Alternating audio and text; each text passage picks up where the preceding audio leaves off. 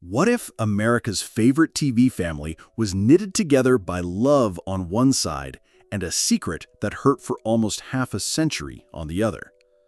When the Waltons burst onto CBS in 1972, it looked like the network's safest bet on warmth and morals.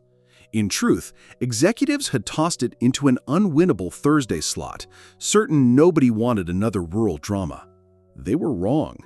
Viewers clung to John Boy's gentle narration and Olivia's steadfast faith, and the show skyrocketed from underdog to primetime phenomenon. Yet hidden behind the "Goodnight, John Boy" chorus was a silent goodbye. Richard Thomas, the gifted young actor everyone called the heart of Walton Mountain, walked away without a word to the woman who'd become his real-life mentor, Michael learned. That silence haunted them for decades, and if fresh rumors about a shocking 2025 car mishap are true, still threatens to rewrite their legacy today. But Richard's unspoken exit was only the first crack in a story that's still splitting open. From the very first table read, crew members whispered that Richard and Michael looked less like co-stars and more like family. During breaks, they settled on steps outside stage 26, passing paperbacks back and forth. Faulkner one day, Steinbeck the next. The Pair was the set's unofficial nickname. If Thomas dashed for toffee, Learned was two steps behind, laughing about her kids, or quizzing him on classical Chinese poems he'd picked up as a Columbia University language major. This chemistry bled into every frame. Ratings, initially shaky, vaulted after newspapers begged audiences to watch the most human show on television. Even jaded critics admitted they couldn't tell where acting ended and real affection began. Richard later joked that Olivia Walton was my second mother, only this one could send me back to hair and makeup. But meteoric fame brings crossroads, and crossroads demand choices. By season 5, Hollywood agents were circling. Francis Ford Coppola supposedly asked him to audition. Theater icons dangled Broadway revivals. His original 5-year contract, designed to protect his freedom, suddenly felt like a ticking clock. Yet another specter loomed, a 1973 fender bender on the way to the Emmys, which reminded the young star how fast luck flips. Friends say that crash left him hyper-aware of fleeting opportunities. Offers landed, nights grew sleepless, but he told no one, least of all Michael. Not because he didn't trust her, but because he did. Disappointing the one person who cheered his every scene felt unthinkable. He thought silence would shield her. Instead, it split the mountain in two. News broke through a network memo. John Boy Walton reduced to guest appearances for season 6. Michael read it in her dressing room, ice water in her veins. She'd already been battling a quiet drink problem, leaning on late-night bourbon to numb the divorce headlines in the tabloids. Thomas's silence landed like a final blow. Still, she donned Olivia's apron, served up homespun wisdom, and never badmouthed him once. Interviewers noticed her trademark warmth now carried a pause, an extra second of breath before mentioning his name. And that pause turned into years of unanswered questions. Why did Richard really leave? One camp blamed a salary standoff. Another swore studios blacklisted him for demanding creative control. Bloggers pieced together half-truths about secret scripts and clandestine phone calls. Some even claimed learning he'd been offered blockbuster roles opposite Al Pacino, offers buried by jealous producers. No document confirms the juiciest theories, but the speculation kept forums buzzing through the dial-up era and beyond. Today, TikTok clips hashtagged Walton's mystery pull millions of views, while Reddit sleuths dissect every old interview for hidden cues. History might remain an unsolved riddle until tragedy rumors reignited old flames. Richard reinvented himself on stage, winning raves in The Little Foxes and commanding sold-out tours of To Kill a Mockingbird. Michael conquered cable, shocking fans by morphing into Catherine Dahmer, grandmother of Netflix's most chilling serial killer series. On Instagram, her garden posts, sunflowers, a sleepy cat, a teacup, draw thousands of heart emojis. Yet every Throwback Thursday floods her comments with the same plea. Have you spoken to Richard yet? She would, just not the way anyone expected. On late November 10, 2025, an obscure blog screamed, "Richard Thomas, fatal wreck." No mainstream outlet confirmed it, yet Twitter, or rather X, exploded. Fans spammed the CW, demanded statements, prayed online. Within hours, the rumor trended higher than election news. Ironically, Thomas's quiet was partly to blame. He was en route to a reunion press junket and hadn't posted in days. Publicists finally issued a 2-line note. Mr. Thomas is safe. Misinformation spreads faster than facts. Please respect his privacy. The scare echoed his 1973 crash, reminding everyone how fragile nostalgia icons really are. Shaken followers felt comfort in new revival headlines, until they saw the cast list. The CW's holiday film, The Waltons' Homecoming 2021, was only the opening salvo. In June 2025, producers announced a full series order plus a Thanksgiving special, each starring Bellamy Young as Olivia and Logan Schroyer as John Boy, with Richard narrating. Forums erupted. "Where's Michael? Why remake perfection?" Leaked call sheets implied she'd been offered a cameo, but at scale pay, a slap, fans argued, for a 4-time Emmy winner. Others suspected health concerns, but footage of her hiking in Colorado quickly quashed that. Adding fuel, insiders whispered about a plot twist in which John Boy grapples with unresolved guilt toward his mother.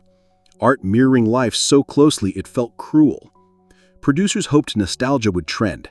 Instead, they got a powder keg, and a live reunion lit the fuse. October 5, 2024, Cheeseman Farm, Pennsylvania. Walton's Fall Fest promised apple cider and autograph lines. No one advertised that Richard and Michael would share a panel. Halfway through, a young fan in a vintage corduroy cap blurted, "Did you ever forgive him for leaving?" The barn went still. Richard swallowed hard, admitting he'd drafted a farewell letter but burned it in a motel ashtray. Michael's eyes glossed. She reached, squeezed his hand, and whispered, "You're home now." Phones captured the moment. The clip hit 1 million views before the sunset. News outlets called it the hug that healed history. Even skeptics cried. But backstage, away from cameras, they finally filled in the blanks. Eyewitnesses later posted that Richard confessed his deepest fear, repeating the cycle of abandonment his character spent 9 seasons fighting against. He'd worried that talking to Michael would unmask him as ungrateful. She replied that silence, not honesty, had done the real damage, and added that her own battle with the bottle had made her hypersensitive to disappearing acts. The two promised annual calls, swapped numbers again, and joked about figuring out Zoom. Whether a full joint memoir appears is anyone's guess, but insiders say the handshake memo, once rumor, now sits in a shared Google Doc. Fans exhaled, but one mystery still dangled. Would the reboot honor the healing or reopen old scars?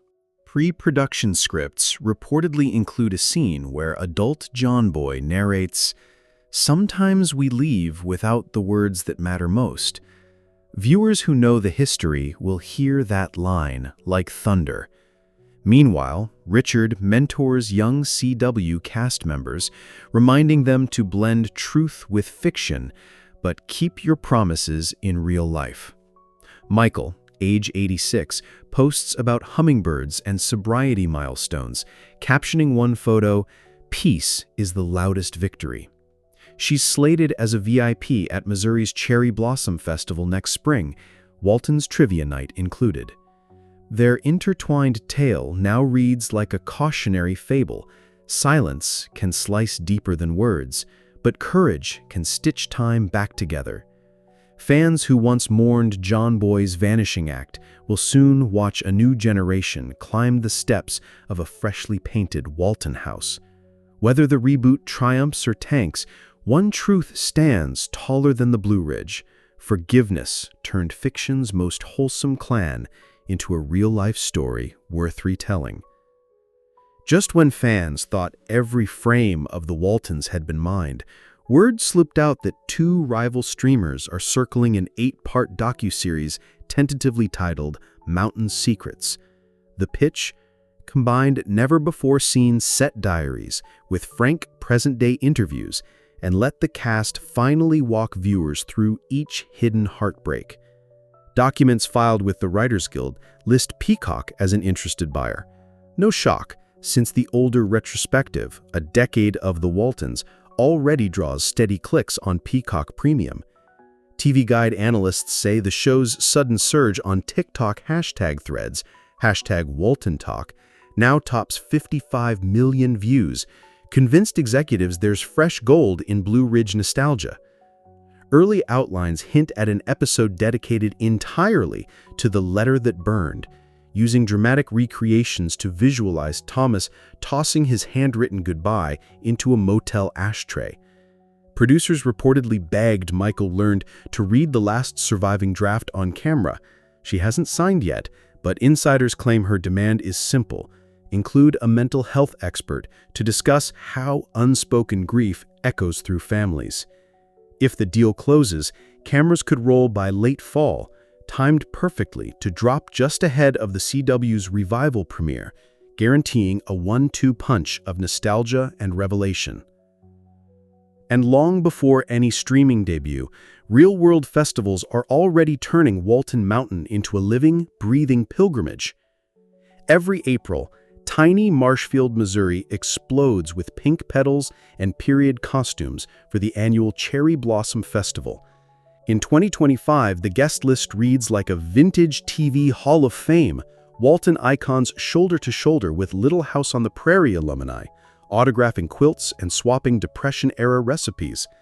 Michael Learned tops the bill as a VIP, joining co-stars Jim Bob, David Harper, and Baby Grace, Wendy Lou Lee, for a Legends of Television panel. Organizers even commissioned a limited edition Christmas ornament by designer Christopher Radko. Pre-orders blew past 2,000 in a week, forcing a second run. Richard Thomas, still skittish about mass crowds after July's accident scare, hasn't confirmed attendance, but festival sources whisper he's penciled for a surprise Sunday appearance. If he shows, it would mark their first public meetup since the emotional Fall Fest handshake, and fans are already planning vigil-style campouts along Marshfield's historic square. Organizers promise a joint Q&A titled "Words We Finally Said," giving the duo one more chance to close the circle in front of the people who kept the mountain alive for 50 years.